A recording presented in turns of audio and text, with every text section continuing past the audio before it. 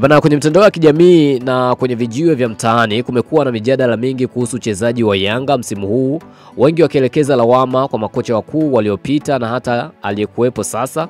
Hata hivyo, ukweli ambao mara nyingi unapuuzwa ni kwamba tatizo kubwa halipo kwenye mbinu za kiufundi, bali kwenye maandalizi ya miili ya wachezaji, fitness.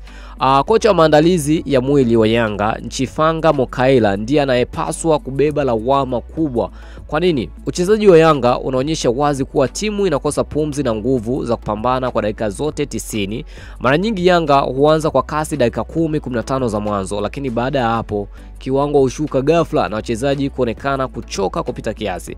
Hakuna ubishi kwamba katika soka hakuna timu inayotawala mchezo kwa dakika 90 zote, lakini kupungua kwa uwezo wa kupambana kiasi hicho hata dhidi ya timu zisizo na ubora mkubwa ni ishara kwamba maandalizi ya miili si mizuri kwa Yanga. Kwa sasa Yanga inashinda baadhi ya mchezo kutokana na ubora wa wachezaji mmoja na uzoefu wao wa uwanjani, lakini ushindi wa aina hii hauna udhabiti, hauna mwanga wa matumaini, ni ushindi wa kubahatisha na kuishi kwa papatu tu. Ni wazi kwamba hata ukimleta kocha mkubwa duniani kama Zidane, Jose Mourinho, Hansi Flick, hataweza kufanya miujiza kama wachezaji hawapo kwenye hali bora kiafya na kimwili.